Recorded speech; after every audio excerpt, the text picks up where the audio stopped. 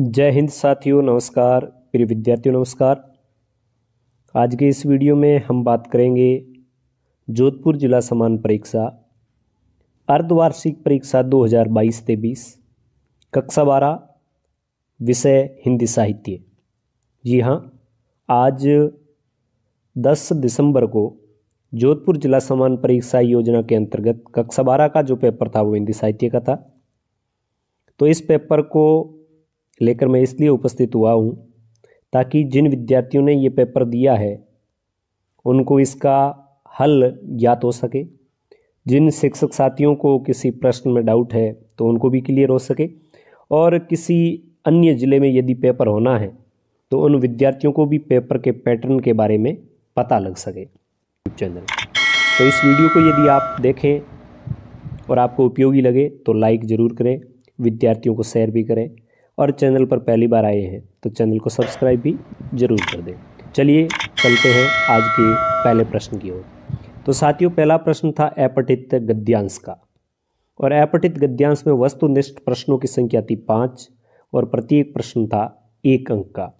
और इसमें परोपकार के बारे में, परहित के बारे में, धर्म के अर्थ के बारे में, इस प्रकार से यह पूरा जो अंतरा है इसको आप पढ़ सकते हैं। चाहे तो आप इसका स्क्रीनशॉट लेकर इसको देख सकते हैं। और इसमें प्रश्न इस प्रकार थे, मैं आपको सीधे उत्तर बताऊंगा। छोटे प्रश्न हैं, उन सब के उत्तर बताऊंगा। धर्म से क्या तात्पर्य है? तो धर्म से तात्पर्य है पुण्य कर्म है वो भी धर्म है, सदाचार भी धर्म है, सत्कर्म भी धर्म है। तो इसका सही आंसर है उपरोक्त सभी। परोपकाराय पुण्याय पापाय परपिंडम, ये बात कहाँ कही गई है? तो ये उक्ति है वो गीता की है। कहाँ की है? गीता की।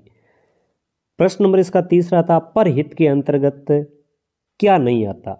तो सहानुभूति रखना आता है, कुमार्ग से हटाना भी परहित है, संकट से बचाना भी है, लेकिन स्वार्थ सिद्धि करना परहित के अर्थ में नहीं आता। तो इसका सही आंसर होगा ब।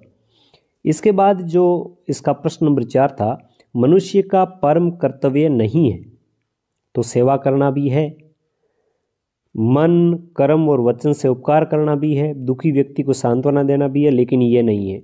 तो इसका सही आंसर है वो है स। मनुष्य का परम कर्तव्य दूसरों को पीड़ा या दुख पहुंचाना नहीं है। तो इस प्रकार ये 4 प्रश्न यहाँ पे क्लियर होते हैं। और इसका 5वां प्रश्न था, परोपकार में समास है, पर के लिए उपकार, दूसरों की भलाई। तो यहाँ पे है तत्पुरुष। तो इसका सही आंसर है वो है अ। इसके बाद दूसरा जो प्रश्न था इसका वो था कि अपठित काव्यांश को ध्यानपूर्वक पढ़कर वस्तुनिष्ठ प्रश्नों के उत्तर दीजिए। तो यहाँ पे है काव्यांश, पहला था गद्यांश, यहाँ आप काव्यांश कह सकते हैं, पद्यांश कह सकते हैं। तो ये भी 5 प्रश्न और 5 नंबर के। तो यहाँ पे इस प्रकार ये काव्यांश था कि शिशु की गोद से सीन तारे शिशु कौन, मौन भी क्या रहती वह रहते प्राण। यानी सिंहनी है वो कभी भी अपने पुत्र को अपनी गोदी से शिकार को छीनने नहीं देती, अपने शावक को, जबकि मेष माता यानी भेड़ है वही एकमात्र ऐसी लाचार होती है कि उसके शिशु को लोग छीन लेते हैं और वह केवल और केवल आंसू बहाती है। तो यहाँ पे 5 प्रश्नों के उत्तर इस प्रकार। एक मेष माता ही रहती है निर्निमेष, मेष माता का अर्थ क्या है यहाँ पे? भेड़। योग्य जन जीता है, कहाँ की उक्ति है? तो पश्चिम। वैसे इसमें लिखा है पश्चिम की उक्ति नहीं है, लेकिन इसमें काव्यांश के अनुसार देखें तो पश्चिम। प्रश्न नंबर 3, सूर समर सूर क्रूर नहीं, तो पंक्ति में समर सूर किसे कहा गया है? तो ये वीर पुरुष को कहा गया है। सिंह की गोद से छीनता रे शिशु कौन, पंक्ति में सिंह किसका प्रतीक है? तो सिंह वीरता का प्रतीक है।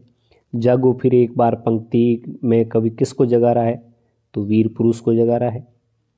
इसके बाद रिक्त स्थानों से संबंधित प्रश्न, और वो भी काव्य शास्त्र से।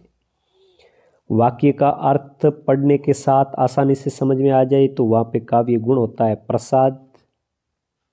ओके। प्रश्न नंबर 2, काव्य के रसास्वादन में बाधा पहुंचाने वाले तत्व है उनको कहते हैं काव्य दोष। काव्य दोष। काव्य गुण हैं वो होते हैं 3 प्रकार के, प्रसाद, ओज और माधुर्य।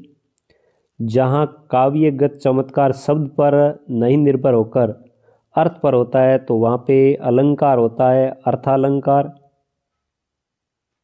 ठीक है। इसके बाद प्रश्न नंबर 5 था, गीति का छंद के प्रत्येक चरण में 14 और 12 के योग से मात्राएं होती है 26। छंद में गुरु वर्ण का संकेत चिन्ह है वो है लाघव अवग्रह, यानी जिसे आप एस कहते हो। अलंकार मुख्य रूप से है वो 2 ही प्रकार के होते हैं, विस्तृत रूप में देखें तो 3 भी होते हैं।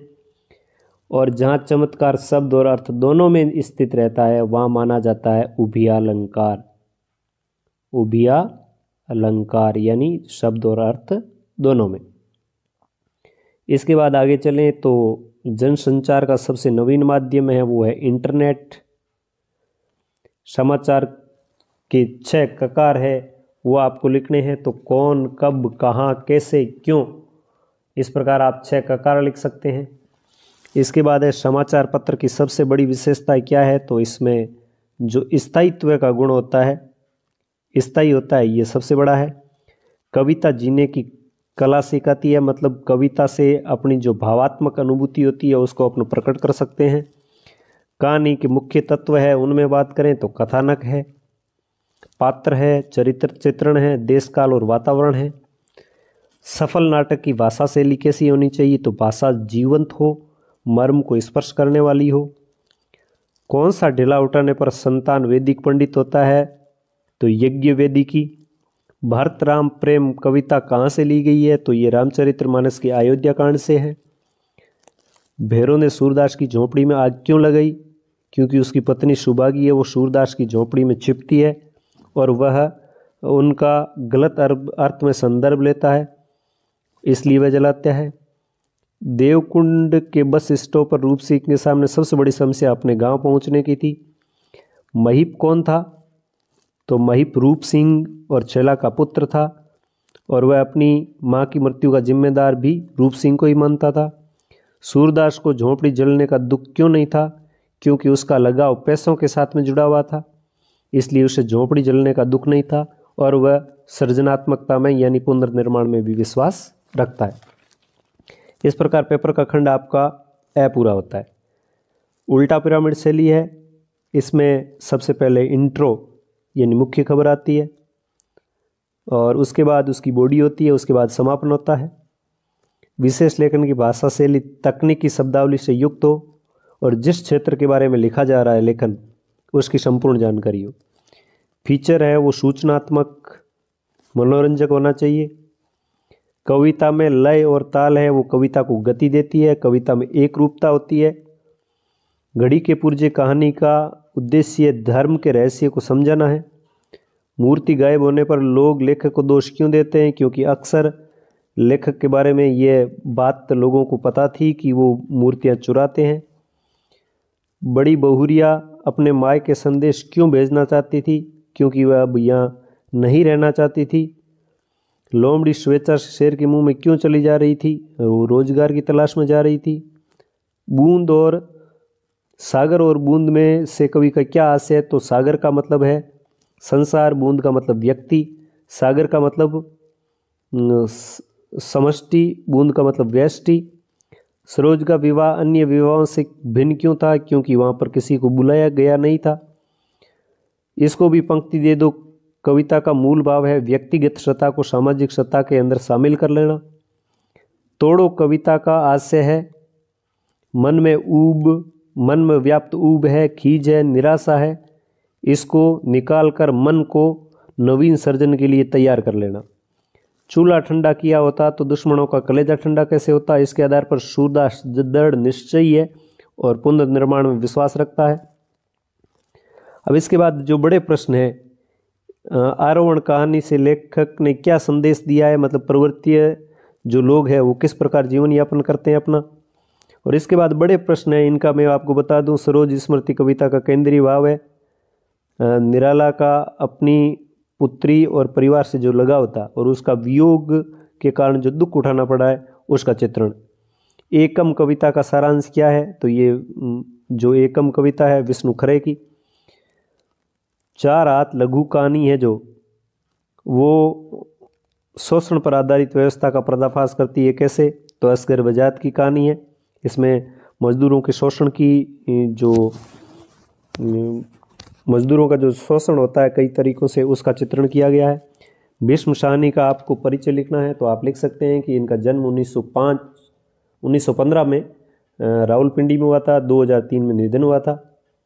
और आप लिख सकते हैं कि भाग्य रेखा है, निशाचर है, पाली है, भटकती राख है, इनके कहानी संग्रह है, तमस है, या बसंती है, या मायादास की माड़ी है, कुंतो है, नीलू नीलिमा नीलोफर है, ये इनके उपन्यास है। तो हानुस है, माधवी है, या फिर कबीरा खड़ा बाजार में, ये इनके भी नाटक है। तो इस प्रकार आप इनका परिचय भी लिख सकते हैं। इसके बाद आगे बढ़ें तो सूरदास प्रतिशोध की भावना बिल्कुल नहीं रखता। पुनर्निर्माण का दूसरा नाम सूरदास है। सूरदास की चारित्रिक विशेषताएं, आरोहण कहानी के आधार पर पर्वतीय क्षेत्र में रहने वाले लोगों के जीवन का वर्णन करना है। इसके बाद जो खंड आपका दय था, ये था समधिया पाठ है जो फणीश्वर रेणु का उसी में से लिया हुआ था, आपको लिखना था। इसके बाद ब्रजमोहन व्यास का जो कच्चा चिट्ठा पाठ है उसमें से ये पद लिया गया था। जो काव्यांश सप्रसंग व्याख्या है, ये जो केदारनाथ सिंह की बनारस कविता है उसमें से लिया गया था। और तुलसीदास की कविता रामचरितमानस में भरत राम प्रेम के अंतर्गत दूसरा पद लिया था। दोनों में से कोई एक करना था। और उसके बाद आपको लिखना था अंतिम प्रश्न है वो निबंध, और निबंध में आपको लिखना था 400 शब्दों में निबंध। और 400 शब्दों में निबंध आप मोबाइल क्रांति बदलता जीवन लिख सकते हैं, या सबसे अच्छा आप लिख सकते हैं पर्यावरण संरक्षण समय की मांग, आरक्षण कब और क्यों, ये भी लिख सकते हैं। राजस्थान की संस्कृति के बारे में भी लिख सकते हैं। तो साथियों, मेरे विद्यार्थियों, उम्मीद करता हूँ कि इस पेपर का एक सटीक हल आपके सामने पहुँच गया होगा। इस वीडियो को देखने के बाद लाइक ज़रूर करें और साथियों को शेयर करें। अपना प्यारा सा एक कमेंट देकर पुनर्बलन जरूर प्रदान करें। धन्यवाद।